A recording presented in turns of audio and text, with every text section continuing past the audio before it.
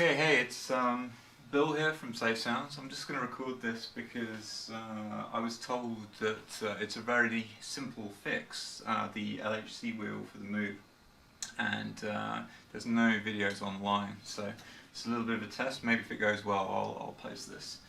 So, you hear there I'm holding the note and it's moving. If I move the pitch,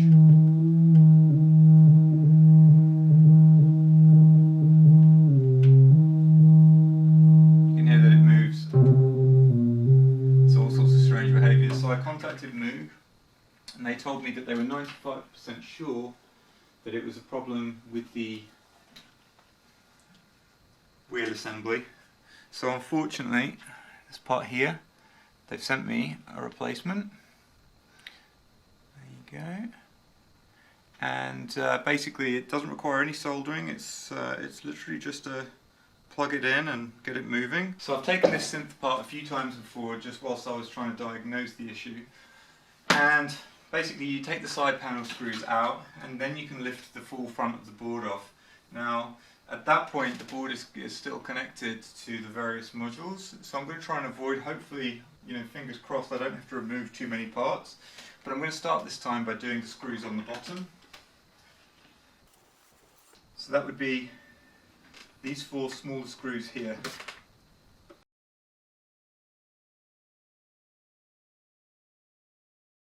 Okay, so the next thing that I need to do is take off the screws on the side.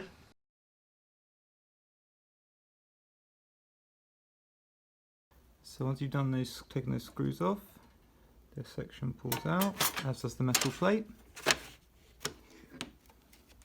So I'll put them down here for now. And then you get a side view of the keyboard. We have to do the same for the other side. So now you slip this component, comes forward.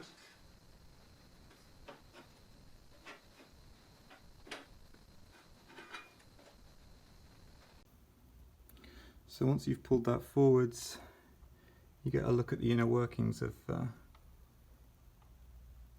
so I can see that that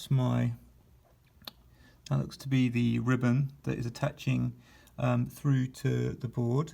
So the first attempt I'm going to do is I'm going to track that ribbon, I'm going to unplug it, and then I'm going to see if I can remove the faulty part of the unit.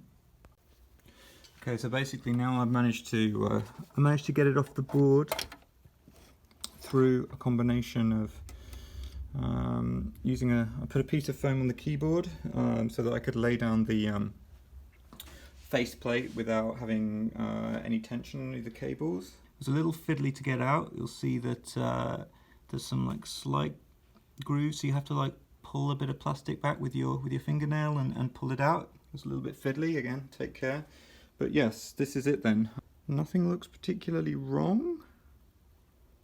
Can't see any issues. Fortunately they didn't have any of these available, so I switched it out for this, which is more of a, I think this is a sub fatty or a little fatty one. And you'll notice that whilst it's the same connector, there are less cables, and I'm assuming that that's just for the LED lights. So the next task is going to be to get this one in its place. So the nice thing about this job, like I said, is there's no solder. So here we have the cable.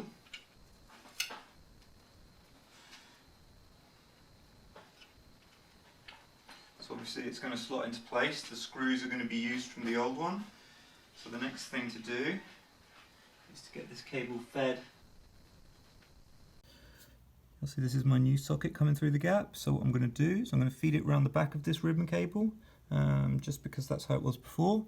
And then it's going to go into this slot here, which is the one that I just removed. Okay, so now that's nicely in place. I'm just going to show you this. So basically the top of this part goes back into there.